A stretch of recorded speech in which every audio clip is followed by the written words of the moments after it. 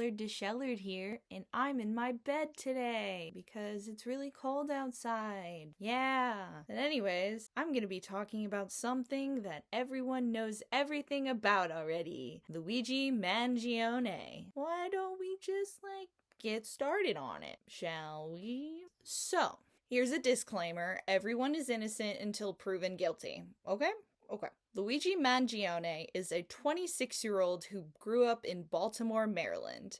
He was a pretty normal, smart kid who played sports and ended up being the valedictorian of his class at Gilman, an elite private school. He got his bachelor's and master's degrees in computer science at the Ivy League school, the University of Pennsylvania. However, before he moved to Honolulu, he had a back injury that required a lot of medical attention, but I'll get to that later. Fun facts, in high school, he made a mobile app where you can fly paper airplanes. Wow! It is speculated that he murdered Brian Thompson, the CEO of United Healthcare, one of the biggest health insurance companies outside of the New York Hilton Midtown Hotel in Manhattan, where he was hosting an investors meeting. Supposedly, this was some sort of protest to healthcare insurance companies, and police are calling it a symbolic takedown. About 5 days later after the shooting, Luigi was arrested in Altoona, Pennsylvania, when a McDonald's employee called the police because they recognized him from police photos wearing a mask. Side note, this McDonald's now has security there to protect the workers because some people were so outraged that he was arrested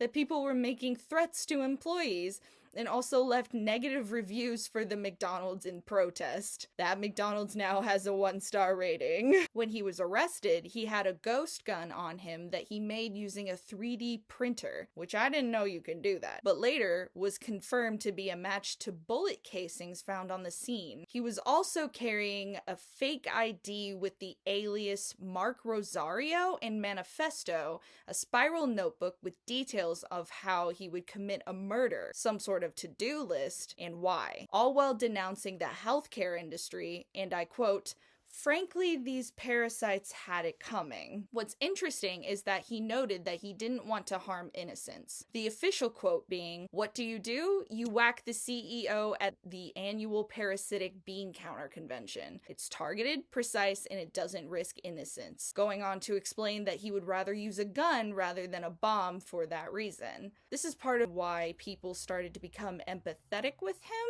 other than the fact that he is quite attractive and there's no denying it. More about the new forensic evidence, it came to light that his fingerprints were found on a water bottle and a Kind bar that were dropped near the scene of the crime. Another dropped item was a cell phone that matched him as well. Additionally, he was seen at a hostel in New York wearing similar clothing to the shooter shown in the footage of Brian Thompson's murder outside the hotel. Now here's where it gets deep. Shell casings were found with deny and delay carved in them. Presumably, this is a reference to a book called Delay, Deny, Depose by J.M. Feynman, which is about the evils of the healthcare industry. Apparently, this is named after the language used by healthcare companies when they deny a claim. More relevant information is that he had left some sort of review on a Unabomber manifesto by Ted Kaczynski, and also similar posts on his X account that made him look more suspicious. Now, going back to his back injury. Get it? I shouldn't be joking about that stuff.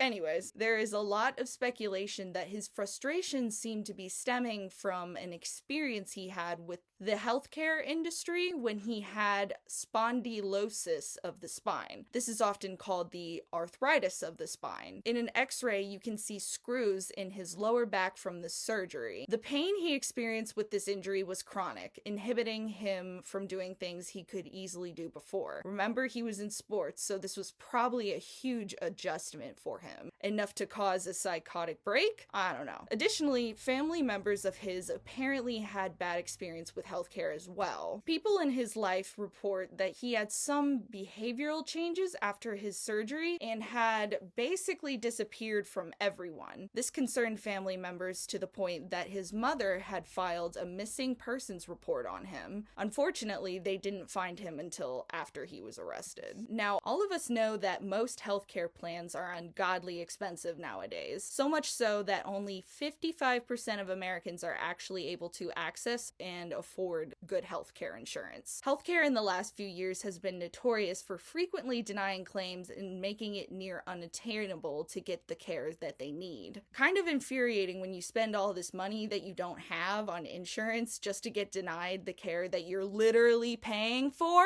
Also, United Healthcare is supposedly using AI to review healthcare claims, and in result is a big reason as to why these claims are often written off. Hysterectomies being an example of one often denied because it's not medically necessary, even though in many cases it is. Like with PCOS, it is nearly crippling. Fun facts, statistically, nearly 1 out of 5 claims filed are denied by insurance companies. Now, the silver lining of this is that many healthcare insurance companies are taking a step back and actually listening to people. For example, Anthem Blue Cross Blue Shield reversed a previous decision to limit anesthesia coverage during surgeries after outrage during all of this going on. This situation as a whole, at the very least, is a very rude awakening for them. This also presents the concern of other copycat threats to other insurance companies. One already, Brianna Boston, who threatened Anthem Blue Cross Blue Shield in a phone call with an employee from the company saying something along the lines of, "You guys are next." Honestly, this whole thing wouldn't be a problem if we had universal health care like every other country in the world, but I digress. Lots of people are supporting him on social media and are calling him the Robin Hood we needed. One person saying that he's bringing the country together. The amount of free Luigi posts that I've seen is unreal. The support of the people has even gone to the extent of contacting his lawyer, offering to pay his legal expenses. And lastly, despite the mountain of evidence against him, his lawyer has said that he will be pleading not guilty in court. You want my 2 cents? Bro straight up took one for the team. But murder is wrong, so I don't know. Don't come after me, please. I like to reside in the middle of things because nothing is ever truly black and white. But regardless, no matter how you look at it, whatever side you're on in any context, we're in desperate need of healthcare reform. The situation as a whole shed so much light on this topic and actually got the attention of health insurance companies that are now enacting change. Some say that there are other ways to protest, but these ways have been repeatedly ignored for several years. This situation, however, is a lot harder to just brush to the side because of its intensity and seriousness. Overall, it's a shame things had to get to this point for insurance companies to actually listen. And yeah, that's the end. I'm done. Hopefully you guys enjoyed. I will be following this story very closely, so I will in the future be posting an update video on all of this, so stay tuned for that. But for now, I'll see you guys later. Bye.